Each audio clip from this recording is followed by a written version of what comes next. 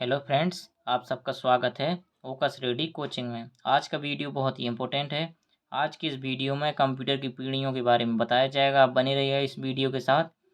तो फ्रेंड्स, यदि आप चैनल पर नए हों तो चैनल को सब्सक्राइब कर लीजिए। हमारे चैनल का नाम है ओकस रेडी कोचिंग करके, ठीक है। इस चैनल पर कक्षा 9 से लेकर के इंटर तक और बीएससी एमएससी के वीडियो प्रोवाइड होते हैं। साथ ही कंपटीशन एग्जाम की तैयारी भी करवाई जाती है, चाहे वो रेलवे हो, यूपी पुलिस हो या फिर एसएससी का कोई भी एग्ज़ाम हो, ठीक है फ्रेंड्स। आप चैनल से जुड़ जाइएगा। सब्सक्राइब करने का कोई चार्ज नहीं लगता है। यदि आप चैनल को सब्सक्राइब कर लेते हैं तो क्या इसमें आपका ही फ़ायदा है, कहीं ना कहीं से आपको ही हेल्प मिलेगी, ठीक है। तो देखते हैं कंप्यूटर की पीढ़ियाँ, ठीक है। थ्योरी बेस पे है, आपको क्या है याद करना पड़ेगा, ठीक है। मैथ तो है नहीं ये, ठीक है फ्रेंड्स, इसलिए आपको क्या है ये याद करना पड़ेगा, ठीक है। तो देखते हैं कंप्यूटर का विकास चार्ल्स बेबेज की परिकल्पना के आधार पर किया गया था, ठीक है। 1942 ईस्वी से अब तक तथा भविष्य में निर्मित होने वाले कंप्यूटरों को उनकी मशीनी विशेषताओं के आधार पर 5 पीढ़ियाँ, कंप्यूटर की जो पीढ़ियाँ थी वो कितनी थी, 5 पीढ़ियों में क्या इसे विभाजित किया गया था, ठीक है। प्रथम पीढ़ी की जो अवधि थी वो थी 1942 से लेकर के 1955, ठीक है। और दूसरी पीढ़ी की जो थी 1955 से 1964, ठीक है। तीसरी पीढ़ी जो थी 1964 से 1975 और चतुर्थ पीढ़ी जो थी वो 1975 से लेकर के अब तक, ठीक है। और पांचवी पीढ़ी जो है, ठीक है, और इसकी पांचवी पीढ़ी जो है वो भावी पीढ़ी करके है, भावी ठीक पीढ़ी, ठीक है। कंप्यूटर की इन समस्त पीढ़ियों की प्रमुख विशेषताएं, गुणों तथा अवगुणों का संक्षिप्त परिचय इस प्रकार से है, ठीक है। अब क्या है, हम एक एक पीढ़ी के बारे में पढ़ेंगे। प्रथम पीढ़ी है फर्स्ट जनरेशन 1942 से 1955, ठीक है।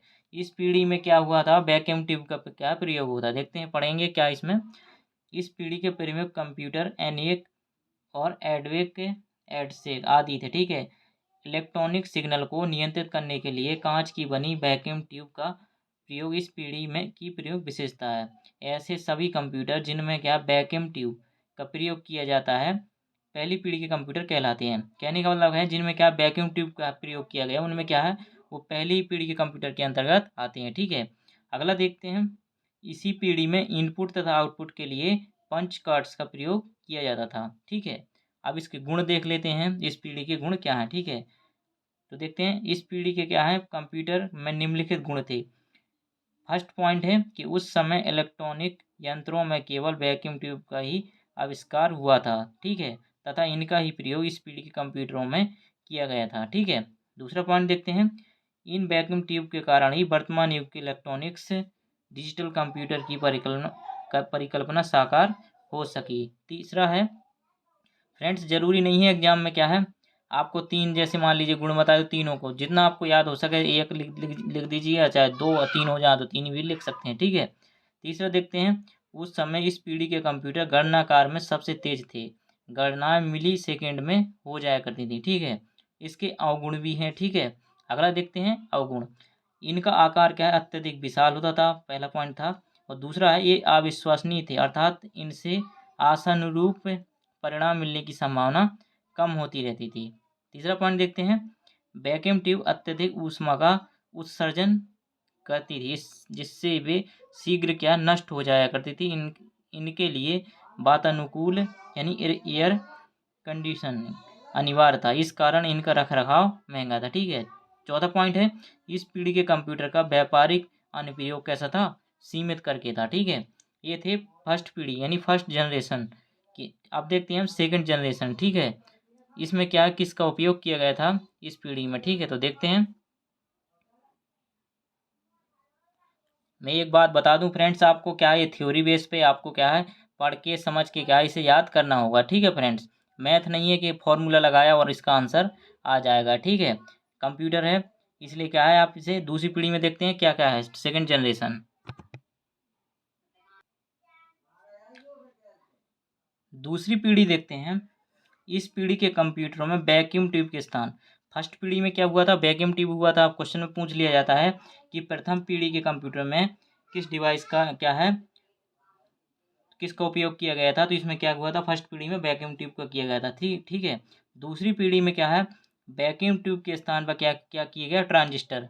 ट्रांजिस्टर का क्या है दूसरी पीढ़ी में उपयोग किया गया था, क्योंकि ये ट्रांजिस्टर क्या वैक्यूम ट्यूब से आकार में कैसे हो छोटे होते थे तथा वैक्यूम ट्यूब की तुलना में कम ऊष्मा उत्सर्जित करते थे। ठीक है, तो इसके जो गुण देखते हैं वो हैं दूसरी पीढ़ी के कंप्यूटर निम्नलिखित गुण थे।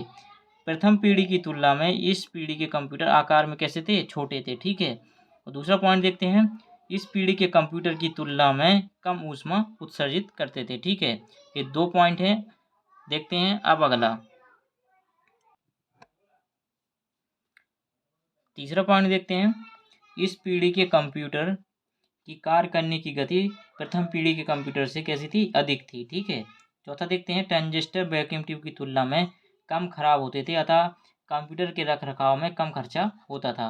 ये क्या है, इसके गुण थे, चौथा पॉइंट। ठीक है, अवगुण देखते हैं इसके क्या है कि वातानुकूल की आवश्यकता कम भी थी, और दूसरा पॉइंट है कंप्यूटर का व्यापारिक निर्माण महंगा था। ठीक है, अगला देखते हैं, इन कंप्यूटर का व्यापारिक अनुप्रयोग कैसा था, महंगा था। ठीक है, अगला देखते हैं थर्ड जनरेशन। ठीक है, तीसरी पीढ़ी की जो कंप्यूटर के जो था, इलेक्ट्रॉनिक तकनीक के उन्नत होने के साथ साथ यह पीढ़ी क्या विकसित हुई। इस पीढ़ी में किसका आविष्कार हुआ था, आईसी। ठीक है, इंटीग्रेटेड सर्किट करके। ठीक है, तृतीय पीढ़ी में अनेक इलेक्ट्रॉनिक परिपथों को सिलिकॉन धातु के एक टुकड़े पर जोड़ने की तकनीक का उदय हुआ। इस तकनीक को इंटीग्रेटेड सर्किट, ठीक है, यानी हम आईसी भी बोल सकते हैं। अर्थात कहा जा सकता है कि तीसरी पीढ़ी आईसी तकनीक पर आधारित थी। इस तकनीक के प्रयोग से कंप्यूटर का आकार भी छोटा हो गया। ठीक है, अगला देखते हैं इसके गुण। ठीक है, गुण और क्या है, अवगुण, ये क्या है, तीसरी पीढ़ी और चतुर्थ पीढ़ी में भी दिए गए हैं। पांचवी पीढ़ी में क्या है, गुण और इसके अवगुण नहीं दिए गए हैं। ठीक है, अब तो देख लेते हैं इसके गुण क्या है तीसरी पीढ़ी के, कि ये प्रथम और द्वितीय पीढ़ी के कंप्यूटर की तुलना में आकार में कैसे होते थे, छोटे होते थे। ठीक है, अगला देखते हैं, ये द्वितीय पीढ़ी के कंप्यूटर से अधिक विश्वसनीय थे। अगला है, ऊष्मा कम उत्सर्जित करते थे। तीसरा है, रख रखाव पर खर्च कम था। अगला देखते हैं, गणना करने की गति अत्यधिक तेज थी। ये कंप्यूटर नैनो सेकंड में भी गणनाएं कर सकते थे। पांचवा पॉइंट देखते हैं, व्यापारिक निर्माण पहले की अपेक्षा सस्ता था इसमें। अगला देखते हैं अवगुण।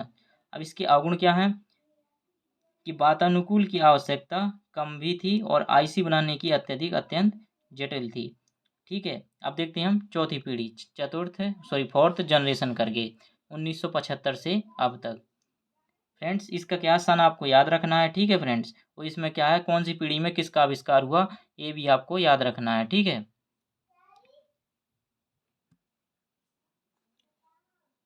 देखते हैं चतुर्थ पीढ़ी, आईसी का निर्माण। ठीक है, आईसी का निर्माण एसएसआई तकनीक से हुआ। इसका जो फुल फॉर्म है वो हो जाएगा स्मॉल स्केल इंटीग्रेशन करके। ठीक है, चतुर्थ पीढ़ी के कंप्यूटर में एलएसआई लार्ज स्केल इंटीग्रेशन तथा वीएलएसआई यानी वेरी लार्ज स्केल इंटीग्रेशन का प्रयोग होने के कारण इनका आकार क्या अत्यधिक छोटा हो गया तथा इनकी कीमत भी काफ़ी कम हो गई।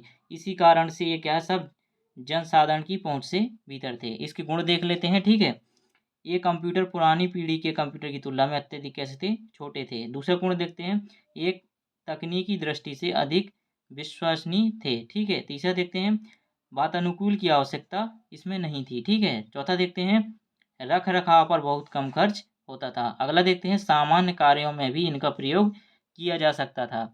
अगला देखते हैं, छठवां पॉइंट, लागत मूल्य के कम होने की वजह से सभी की पहुंच में थे। ठीक है, अवगुण क्या है इसका, इस पीढ़ी का, इस पीढ़ी के कंप्यूटर का एकमात्र अवगुण एलएसआई तथा बीएलएसआई चिप निर्माण प्रक्रिया जटिल होना है। ठीक है, अब देखते हैं हम पांचवी पीढ़ी, फिफ्थ जनरेशन करके। ठीक है,